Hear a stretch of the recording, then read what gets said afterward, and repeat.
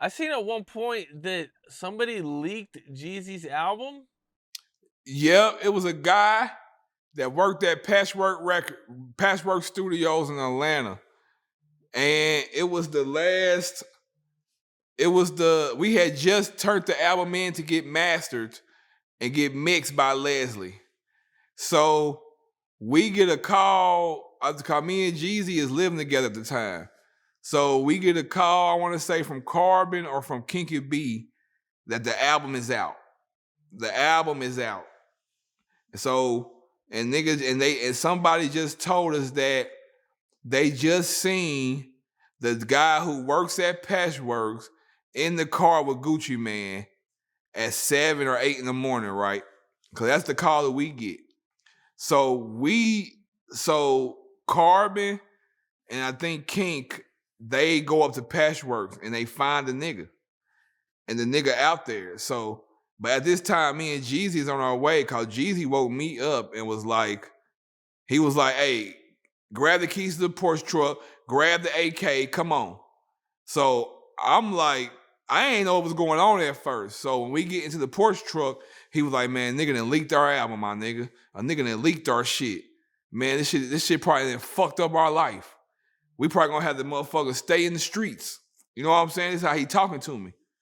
Like, this nigga done fucked up our life. This nigga done fucked us over. Nigga done leaked our album. You know, back then, leaking the album and bootlegging was big. You know, we went on some, I ain't even talked about how we went bootleg bashing. You know what I'm saying? But we had caught the nigga. So me and Jeezy pulled up to the Porsche, in the Porsche truck. Before I can even put the Porsche truck in park, Jeezy jumps out with his gun, going towards the nigga with it pointed at him, about to shoot. My homeboy Carbon 15 grabs the gun and grabs his arm. And like, hell no, we can't kill this nigga. So when he do that, Jeezy punched the nigga. So when Jeezy punched the nigga, me and my other homie started punching the nigga too, punishing him. So he tried to run into the building of Patchworks, but when he tried to run after we beating him, the people that work at the studio, they opened the door for him and try to pull him in. So we're playing tug of war with him. At the same time, still punching him. You know what I'm saying? So, and you know, he sued Jeezy after that, and Jeezy had to pay him too. So, right. And I remember after Jeezy sued him and paid him, Jeezy said then too, hey, if we ever see that nigga, we green lighting his ass again. Motherfucker leaked my album. What was Patchworks? Was that like a CD spot? Now, Patchwork Studios, that's the famous studio in Atlanta where everybody records at. It's called Patchwork. Everybody records there. It's right there off of Northside Drive and 14th Street. I don't know if you're familiar with Atlanta, right behind the McDonald's. That's where that studio's at. Everybody uses that studio. That's like everybody, bro. Like everybody. That's the main studio where all the big artists want to come and work. It's a guy named Kirk that runs it. And he never, in this studio, you can't even smoke weed. Nobody. I'm talking about not even Snoop Dogg. Like, they didn't play, at this studio, they didn't play that shit. If you smoke weed, that shit was the last time you ever came in that motherfucker. Okay, and you guys seen him hanging out with Gucci? Do you guys think his relationship with Gucci has something to do with the leaking? Who, the guy? Yeah, because the guy, he always, like, because you gotta understand, Gucci Mane used that studio too, right? But they never booked us together because everybody in the city knew what was going on. So, no lie, when we used to come to the studio, people used to tell us, like, you know, boy, Gucci Mane pulled up today playing y'all music. He wasn't playing nothing but Jeezy shit. And we was like, you know, it was kind of weird, but we was like, niggas a fan, you feel me? And niggas used to tell us he would be in the studio and be staring at Jeezy's platinum plaque for at least 20 minutes. Just standing there like, you know, they used to tell us that shit. But, you know, at the time, he wasn't taking his medicine because he was kind of slow. So we understood what was going on, but. Damn. Okay. You mentioned going bootleg bashing.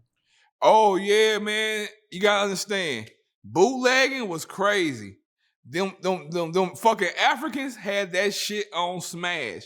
Like, we would run into places looking for the bootlegging shit, and we know it's in here, but we can't find it. Some motherfuckers will call us, be like, hey, they selling y'all album over here, or they selling it over here. But every time we walked in, the Africans would have a secret room that didn't look like it was a room. We would have to go and push the walls in, and when you push the walls in, it was like Walmart or CDs.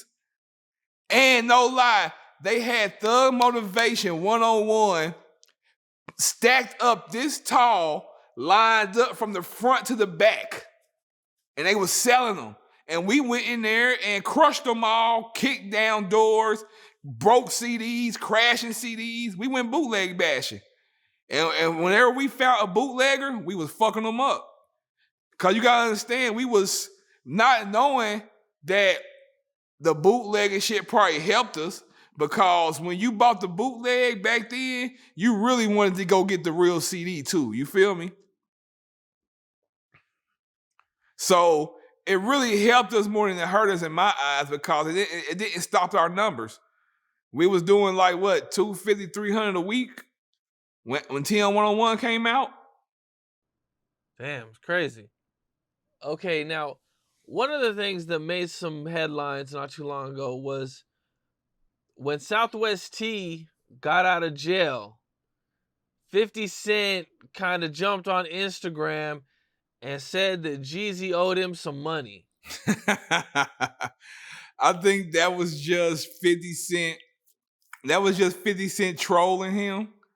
I think, cause he doesn't owe them any money. I know this for a fact. Like, he probably met Southwest T twice or 3 times in his whole life. Cause you gotta understand, him and Meech was homeboys. And I keep on saying it, that Meech and BMF gave no money towards Jeezy and the CTE movement. Nothing. They didn't pay for no studio time, no promo, no videos, no jewelry, none of that shit. Jeezy was not a BMF artist. Only artist on BMF was Blue Da Vinci. Why do you think 50 Cent was just trolling him? Do him and Jeezy not really get along? I really couldn't say if him and Jeezy didn't get along, but I never knew of no past issue with him and 50, except for this time when he said that about Southwest T. That's the only time I really heard about a situation with him and 50. But you know, 50 and Jeezy, they have a mutual friend that works for 50 Cent.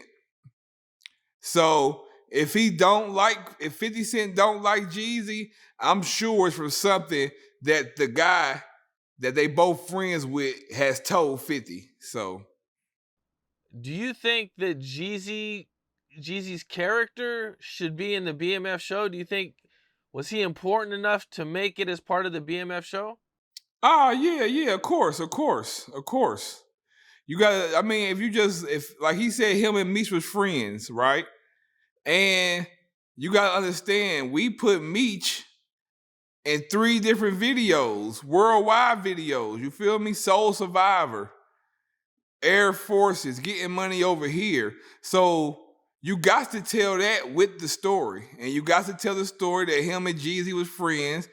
And I mean, even if they do, cause they can show Meech in the club without anybody performing and still get what they trying to get out of the movie. You feel me?